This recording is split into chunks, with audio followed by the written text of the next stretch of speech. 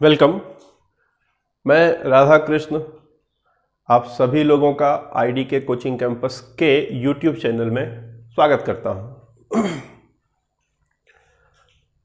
हम लोग लोकसभा पढ़ रहे हैं।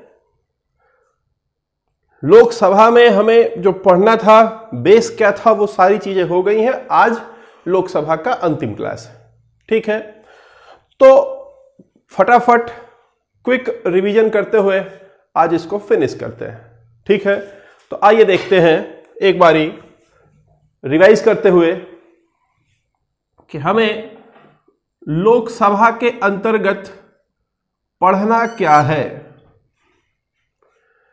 तो देखिए, चूंकि ये एक सभा है तो सभा को सभा के रूप में यानी संस्था के रूप में, और फिर जो इसमें लोग काम कर रहे हैं, जो इसमें अलग अलग तरह के लोग काम कर रहे हैं, इन लोगों के बारे में जानेंगे। तो इन लोगों के बारे में जानेंगे तो व्यक्ति के बारे में यानी व्यक्तिगत जानकारी इकट्ठा करेंगे। जब संस्थागत जानकारी इकट्ठा करेंगे तो हमें कुल मिलाकर के 6 चीजें जाननी होंगी। पहला जो जानना होगा वो ये कि संस्था का इसका गठन ही क्यों हुआ है ना। इस लोकसभा का गठन ही क्यों हुआ है और कब हुआ है।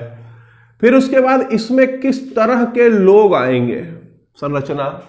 जो लोग आएंगे जब पहली बार मिलेंगे तो उसे प्रथम अधिवेशन कहा जाएगा, और जब प्रथम अधिवेशन होगा तो निष्कर्ष क्या निकलेगा उसको पढ़ना था। और इस सभा के पास कुछ विशेष अधिकार हैं, उन विशेष अधिकारों को भी हमें पढ़ना था।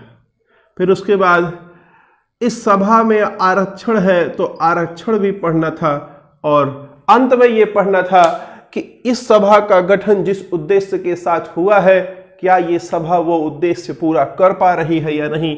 तो गठन के साथ साथ यहां पर अगला सवाल जो था वो आपका अगला जो पढ़ना था वो था निष्कर्ष यानी कि कंक्लूजन। क्लियर। तो ध्यान देंगे, ये आपका जो है लोकसभा में संस्था के रूप में पढ़ना था, और लोकसभा में व्यक्तिगत रूप में पढ़ने की जब बात आई तो व्यक्तिगत रूप से पढ़ने के लिए कुल मिलाकर के आपको 6 चीजों की फिर से जरूरत पड़ती है। और वो 6 चीजें कौन सी हैं, बोलता है पद पर पहुंचने की योग्यता क्या होगी, इसको पढ़ना है। क्लियर। फिर उसके बाद बोलता है कि कौन से लोग इसको मिल करके चुनेंगे यानी निर्वाचक मंडल। क्लियर। अब जो लोग चुन लेंगे क्या प्रक्रिया होगी, किस प्रक्रिया के तहत, ध्यान देंगे, व्यक्ति योग्य होगा, कुछ लोग चुनेंगे तो किस प्रक्रिया के तहत चुनेंगे, निर्वाचन की प्रक्रिया।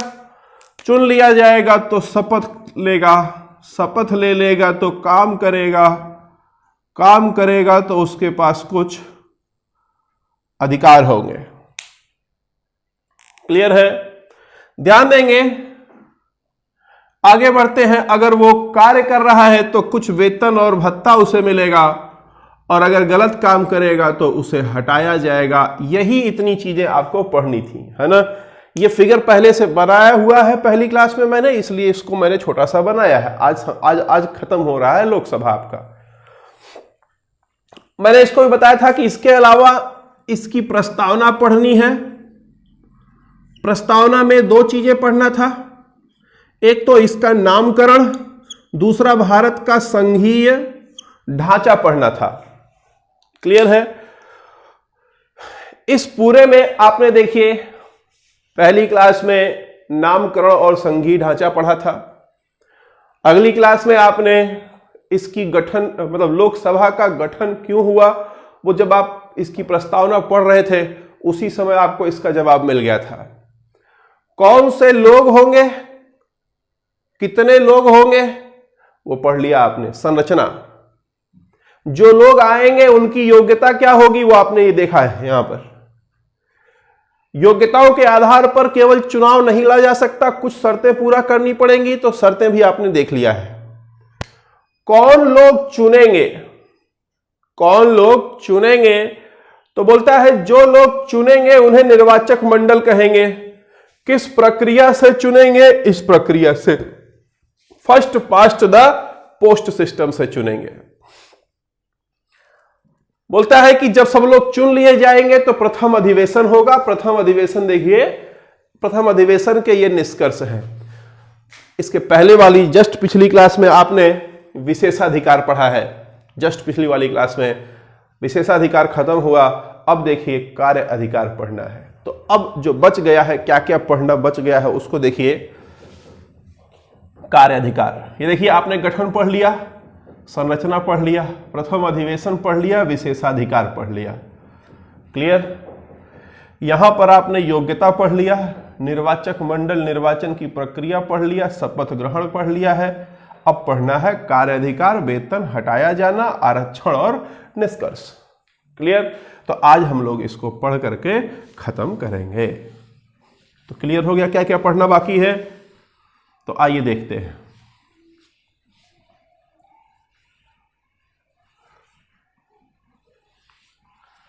ध्यान देंगे यहां पर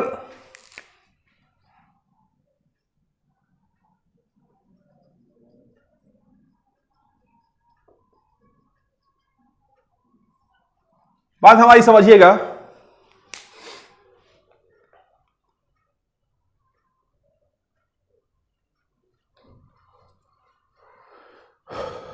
जो विशेषाधिकार है इसको आपने पढ़ लिया है। अब हमें जो है कार्य अधिकार पढ़ना है। ठीक है, कार्य अधिकार किसका? लोकसभा के सदस्यों का कार्य अधिकार हमें पढ़ना है। क्लियर? ध्यान देंगे, बोलता है कि इनके पास मुख्य रूप से 4 अधिकार है।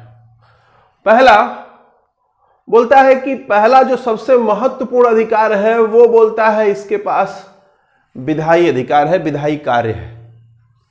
ठीक? फिर बोलता है इसके पास एक और शक्ति है विधायी शक्ति के साथ साथ, वो है निर्वाचन की शक्ति। फिर बोलता है इसके पास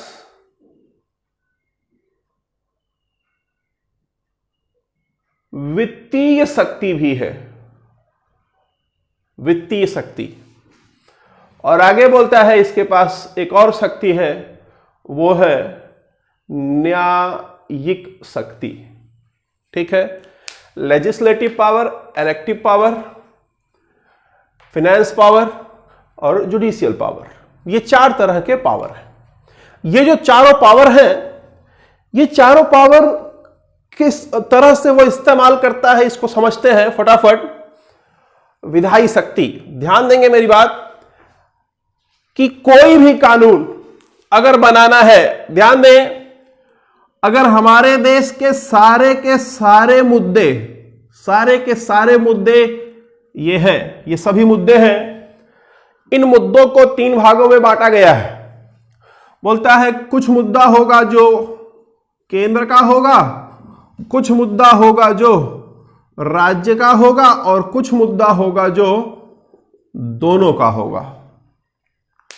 केंद्र और राज्य दोनों का होगा, जिसे हम लोग समवर्ती कहेंगे। क्लियर है?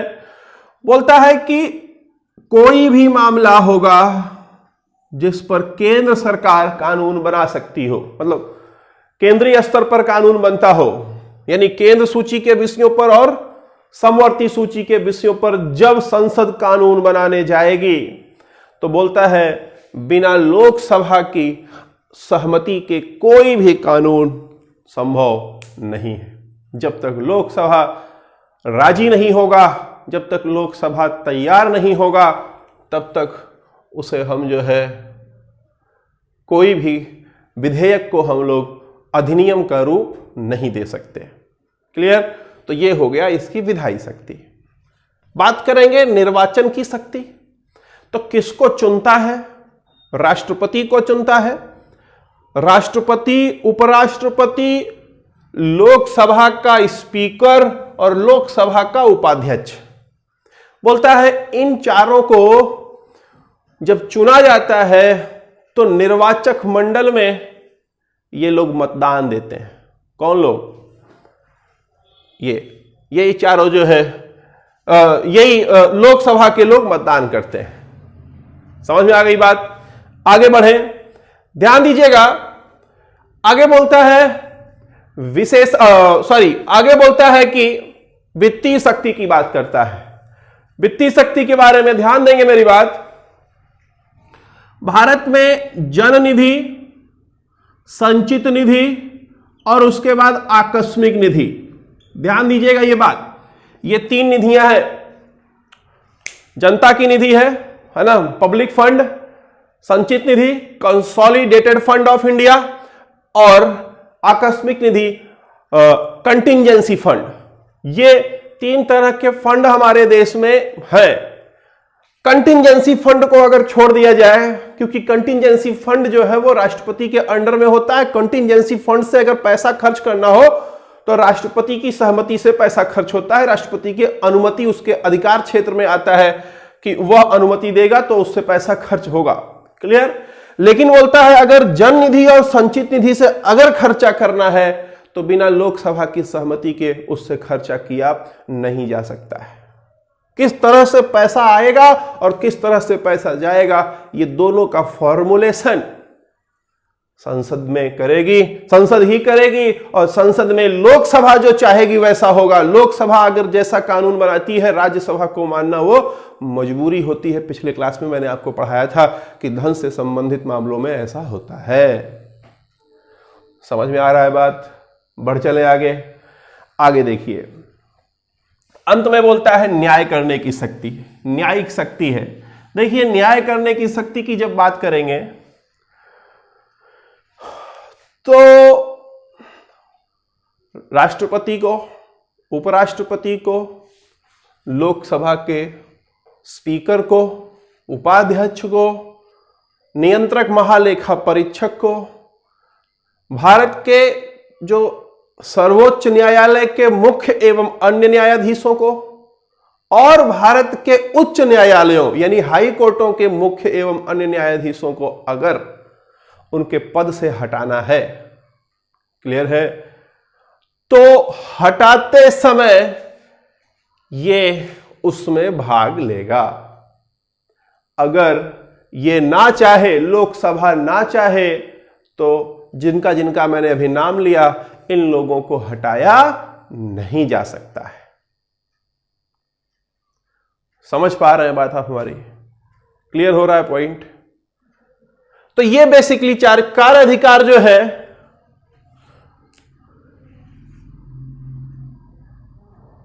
कार्य अधिकार मुख्य रूप से 4 है।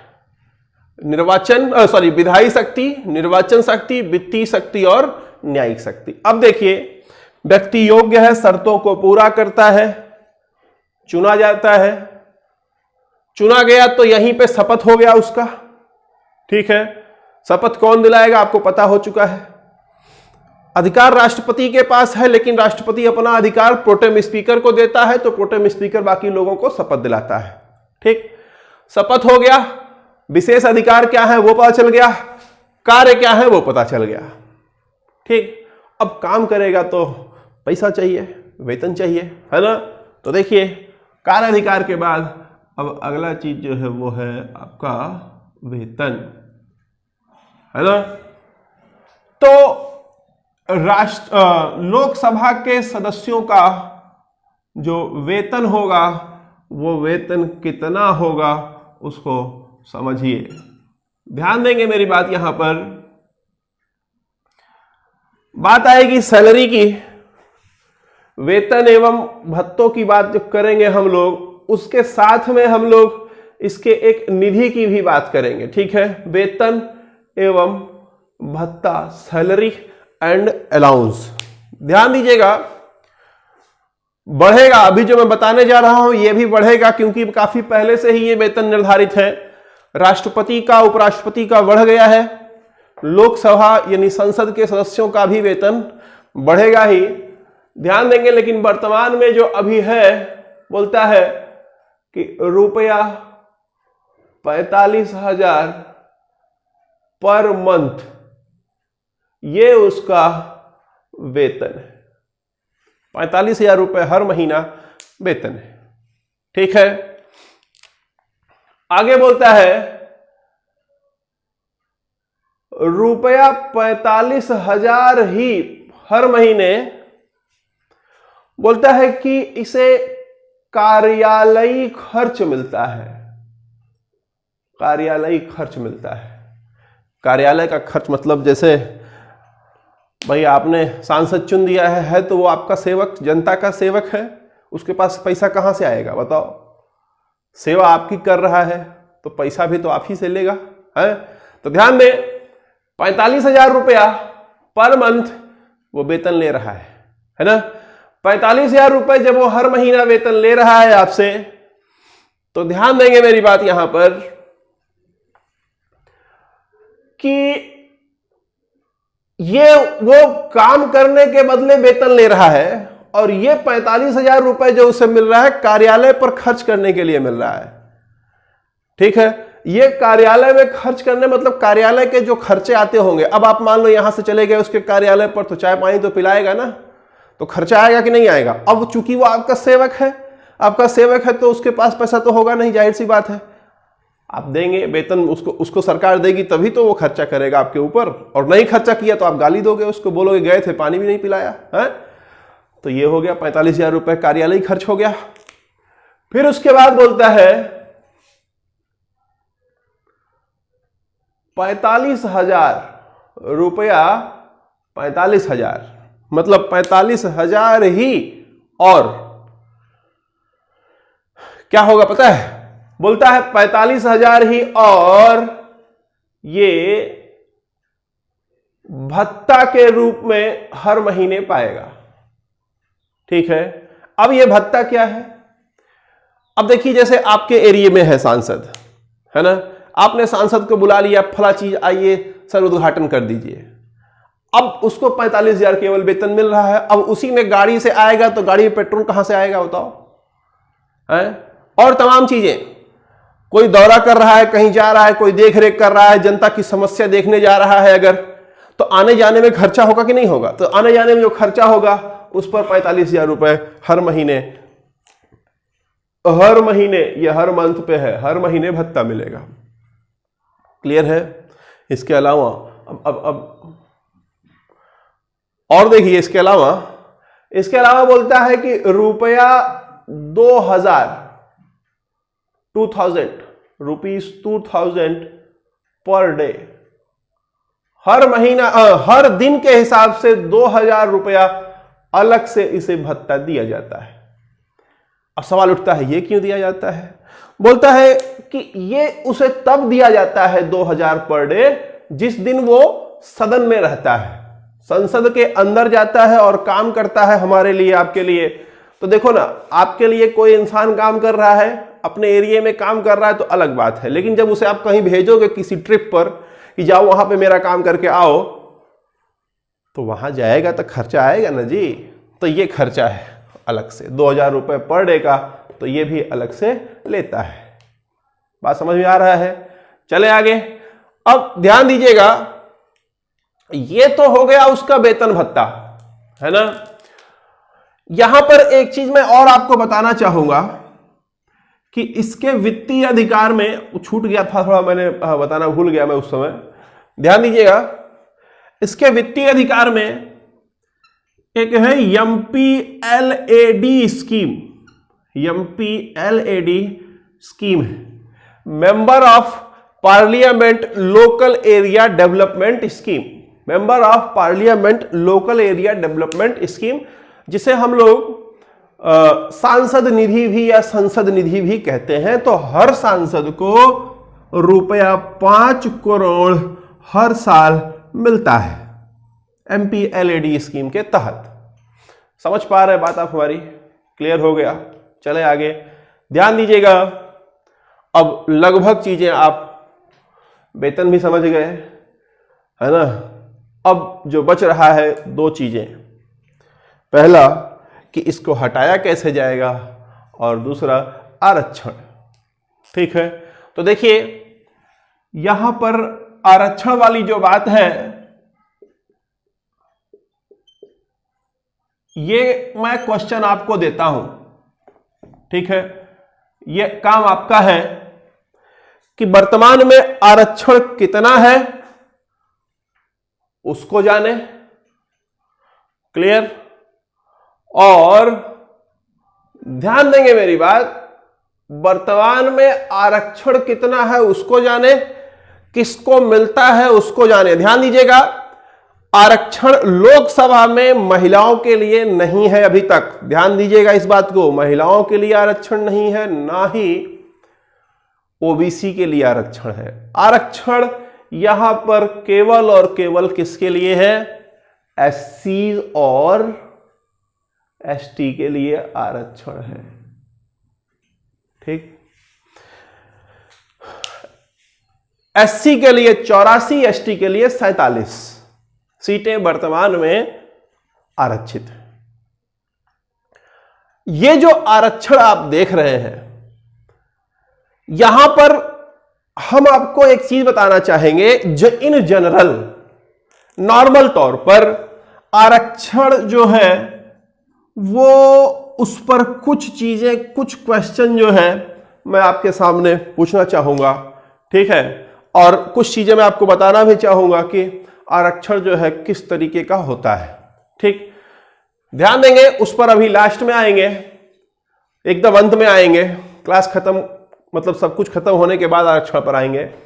उससे पहले देखिए कि जो हटाया जाता है इसको, किसको? जो संसद सदस्य होगा उसको अगर हटाना है तो कौन हटा सकता है, यानी हटाया जाना। अगर ये गलत काम कर रहा है तो इसको इसके पद से हटाया जा सकता है, क्लियर है। ध्यान देंगे मेरी बात, ये जो आरक्षण है किस अनुच्छेद में है ये भी सवाल पूछता है, आप इसको भी पता करेंगे किस अनुच्छेद में है, ठीक।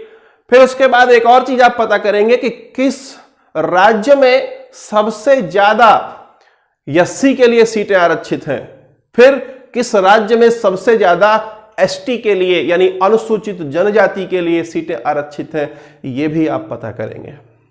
समझ पा रहे हैं बात हमारी आप? तो देखिए, योग्यता, शर्तें, व्यक्ति योग्य है, शर्तों को पूरा करता है, ये लोग मिलकर के इस सिस्टम से चुनते हैं। तो ये देखिए, पहले दिन जब इकट्ठा होते हैं तो ये होता है, ये काम करते हैं, ये वेतन मिलता है, लेकिन अगर गलत अधिकार का इस्तेमाल करेंगे तो उन्हें हटाया जाएगा, ठीक। हटाया जब जाएगा तो हटाने का अधिकार किसके पास है ये समझते हैं, ठीक है। ध्यान देंगे, बोलता है कि इसको हटाने का अधिकार किसको? लोकसभा के सदस्य को हटाने का अधिकार उसके स्पीकर के पास होता है, यानी कि जो उसका अध्यक्ष होगा वही उसको उसके पद से हटा सकता है, क्लियर। वही उसको उसके पद से हटा सकता है। अब ध्यान देंगे, यहां पर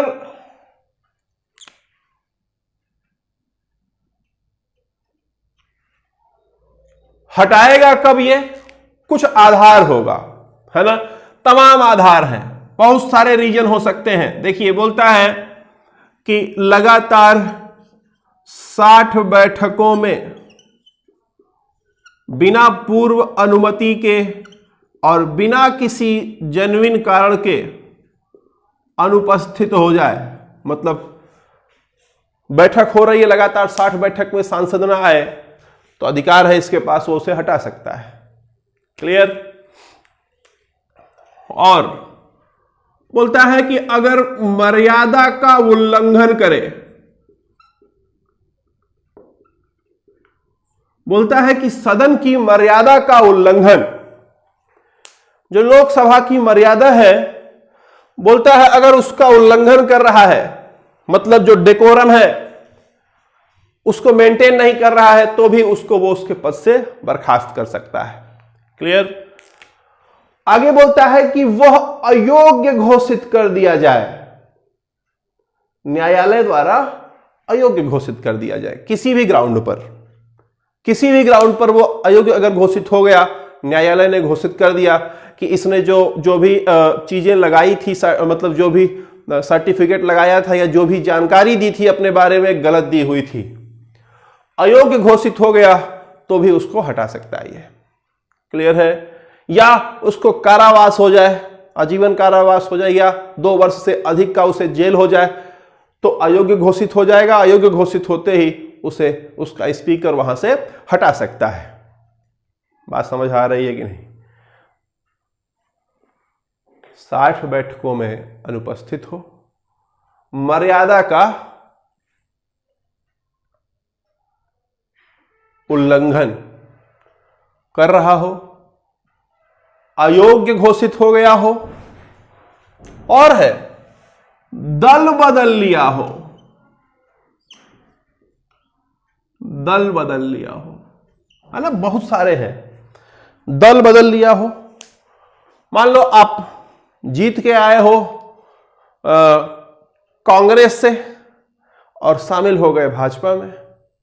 तो जब आप जीत के आए हो कांग्रेस दल की पार्टी से, मतलब कांग्रेस दल से जीते हो और आ जाते हो भाजपा में, तो ऐसे समय में भी आपका जो सदस्यता है दल बदल के आधार पर खत्म की जा सकती है।